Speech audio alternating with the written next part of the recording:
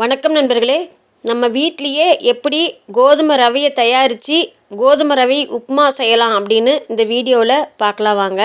அதுக்கு முதல்ல எந்த கோதுமையாக இருந்தாலும் சரி, அந்த கோதுமையை முதல்ல எடுத்துக்கிட்டு அதில் கல் குப்பையெல்லாம் இருக்குதான்னு பார்த்து சுத்தம் பண்ணிக்கிட்டு, ஒருவேளை அதில் கல் இருந்தது அப்படின்னா தண்ணியில் போட்டு அரித்து அதுக்கப்புறமா ஒரு 4-5 தடவை அந்த கோதுமையிலேருந்து தண்ணி வெள்ளையாக வர்ற வரைக்கும் சுத்தமாக கழுவிக்கணும். அதுக்கப்புறம் அந்த கோதுமையை எடுத்து நல்லா வெயிலில் ஒரு வெள்ளை துணி அல்லது ஒரு காட்டன் துணி போட்டு அதில் நல்லா காய வச்சுக்கணும். ஒரு 2-3 நாளைக்கு அந்த கோதுமை நல்லா மொறுன்னு காஞ்சிக்கணும். அதுக்கப்புறம் அடுப்பில் ஒரு அடிகனமான வாணலி வச்சு அந்த அடுப்பை மீடியமாக வச்சுக்கிட்டு இந்த காஞ்சிருக்கிற கோதுமையை கொஞ்சம் கொஞ்சமாக போட்டு நல்லா வாசம் கொஞ்சம் படபடன்னு வெடிக்கிற வரைக்கும் பொறுமையாக வறுத்துக்கணும்.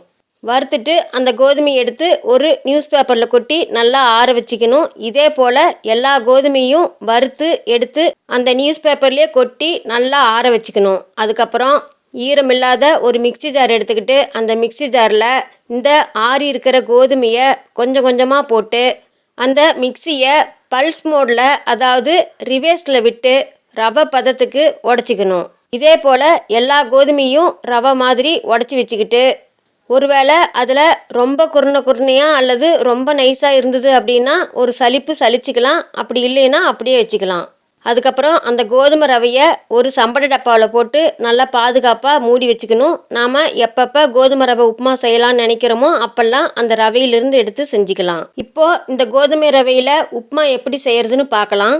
அதுக்கு முதல்ல 200 கிராம் பிடிக்கிற அளவுக்கு ஒரு டம்ளர் எடுத்துக்கிட்டு அந்த டம்ளரில் கோதுமை ரவையை 1 டம்ளர் தலை தட்டி எடுத்துக்கணும். எடுத்து வச்சுட்டு அதுக்கப்புறம் மீடியம் சைஸில் 3 பெரிய வெங்காயத்தை எடுத்து அந்த வெங்காயத்தில் இருக்கிற தோலெல்லாம் உரிச்சிட்டு தண்ணியில் போட்டு கழுவிட்டு சன்னமாக நீளமாக அரிஞ்சு எடுத்து வச்சுக்கணும். அதே போல் பச்சை மிளகாய் அல்லது வரமிளகாய் அவங்கவுங்க காரத்துக்கு தகுந்த மாதிரி எடுத்துக்கலாம். அதை எடுத்து கழுவிட்டு 4 துண்டுகளாக அரிஞ்சு வச்சுக்கணும். அதுக்கப்புறம் 5 முந்திரி பருப்புகள் எடுத்து அதையும் சின்னதாக உடச்சி வச்சுக்கணும். அதுக்கப்புறம் 1 இன்ச் அளவுக்கு இஞ்சி எடுத்து அதில் இருக்கிற தோலெல்லாம் சீவிட்டு நல்லா பொடியாக அரிஞ்சிக்கணும். அப்படி இல்லைன்னா அம்மி அல்லது குட்டி இடிக்கல்லில் வச்சு தட்டி எடுத்து வச்சுக்கணும். அதுக்கப்புறம் 6 மீடியம் சைஸில் பீன்ஸ் எடுத்து அந்த பீன்ஸ் காயை தண்ணியில் போட்டு நல்லா கழுவிட்டு அதில் இருக்கிற கோம்பெல்லாம் கிள்ளிட்டு கொஞ்சம் நல்லா பொடியாக அரிஞ்சு எடுத்து வச்சுக்கணும். அதே போல் மீடியம் சைஸில் ஒரு கேரட் எடுத்து அதில் இருக்கிற தோலெல்லாம் சீவிட்டு தண்ணியில் போட்டு கழுவிட்டு அந்த கேரட்டையும் நல்லா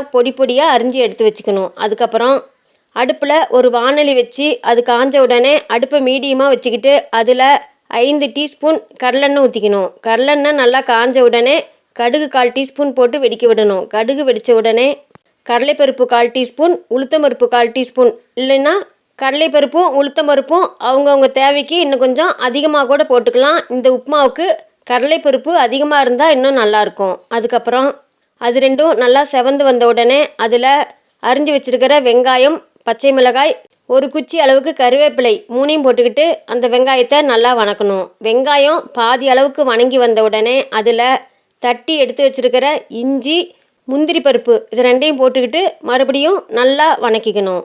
வெங்காயம் முழுமையாக நல்லா வணங்கி வந்த உடனே அதில் அரிஞ்சு வச்சுருக்கிற பீன்ஸையும் கேரட்டையும் போட்டு அடுப்பை சிம்மிலே வச்சு ஒரு 5 நிமிஷம் பொறுமையாக நல்லா வணக்கிக்கணும். அதுக்கப்புறம் வாணலியிலேயே இந்த உப்புமாவை செய்கிறதா இருந்தால் எந்த டம்ளரில் நாம் கோதுமை ரவையை எடுத்தோமோ அதே டம்ளரில் 3 டம்ளர் தண்ணி ஊற்றி அந்த உப்புமாவுக்கு தேவையான அளவுக்கு கல்லுப்பு அல்லது தூளுப்பு போட்டுக்கிட்டு அந்த தண்ணி நல்லா காஞ்ச உடனே அதில் நாம் எடுத்து வச்சுருக்கிற அந்த கோதுமை ரவையை கொஞ்சம் கொஞ்சமாக அப்படியே தூவுன மாதிரி போட்டுக்கிட்டே கிளறி விடணும். அடுப்பை சிம்மிலே வச்சுக்கணும். எல்லா ரவையும் போட்ட பிறகு நல்லா கலந்து விட்டுட்டு உப்புமாவுக்கு உப்பு சரியாக இருக்கான்னு சரி பார்த்துக்கிட்டு காற்று போகாத மாதிரி ஒரு தட்டத்தை வச்சு நல்லா கமுத்தி மூடி வச்சிடணும். அதுக்கப்புறம் அடிக்கடி அந்த தட்டை எடுத்துகிட்டு நல்லா கலந்து விடணும். அதுக்கப்புறம் அந்த ரவை நல்லா வெந்து வந்த பிறகு கடைசியாக கொஞ்சமாக கொத்தமல்லி கீரை, அது கூட விருப்பப்பட்டால் 1 டீஸ்பூன் நெய் ஊற்றி நல்லா கலந்து விட்டுட்டு மறுபடியும் அந்த தட்டு போட்டு ஒரு 5 நிமிஷம் அப்படியே மூடி வச்சுக்கணும். அடிக்கடி கிளறி விட்டுக்கணும். அதுக்கப்புறம் அடுப்பிலேருந்து இந்த கோதுமை ரவை உப்புமாவை கீழே இறக்கி இது கூட தேங்காய் சட்னி அல்லது பருப்பு சாம்பாரோட இந்த உப்புமாவை சூடாக பரிமாறலாம். ஒருவேளை இந்த உப்புமாவை வாணலியில் செய்கிறதுக்கு பதிலாக குக்கரில் செய்கிறோம் அப்படின்னா அதுக்கு 3 டம்ளர் மட்டும் தண்ணி ஊற்றி அந்த தண்ணி ஒலை காஞ்ச உடனே ரவையை போட்டுட்டு எல்லாத்தையும் நல்லா கலந்து விட்டுட்டு கடைசியாக கொத்தமல்லி கீரை எல்லாமே போட்டுட்டு குக்கர் மூடி போட்டு 2 விசில் மட்டும் விட்டுட்டு அடுப்பை சிம்மிலே ஒரு 5 நிமிஷம் விட்டுட்டு அதுக்கப்புறம் அடுப்பை ஆஃப் பண்ணிக்கிட்டு குக்கர்லேருந்து விசில் தானாக அடங்குற வரையும் வெயிட் பண்ணிவிட்டு அதுக்கப்புறம் குக்கர் மூடி திறந்து நல்லா கிளறி விட்டுட்டு அதுக்கப்புறம் பரிமாறலாம். நீங்களும் இதே போல் நம்ம வீட்லேயே சுலபமாக கோதுமை ரவையை தயாரித்து வேணுங்கிறப்ப சுலபமாக உப்புமா செஞ்சுக்கலாம் அப்படிங்கிற இந்த வீடியோவை பார்த்துட்டு உப்புமா செஞ்சு சாப்பிட்டு பார்த்துட்டு எப்படி இருந்ததுன்னு கமெண்ட்டில் சொல்லுங்கள். இந்த வீடியோ உங்களுக்கு பிடிச்சிருந்தா நம்ம சேனல் இது வரைக்கும் சப்ஸ்கிரைப் பண்ணாதவங்க சப்ஸ்கிரைப் பண்ணிக்கோங்க. உங்களுக்கு தெரிஞ்சவங்களுக்கு ஷேர் பண்ணுங்கள், லைக் பண்ணுங்கள், கமெண்ட் பண்ணுங்கள். மீண்டும் அடுத்த வீடியோவில் சந்திப்போம் நண்பர்களே.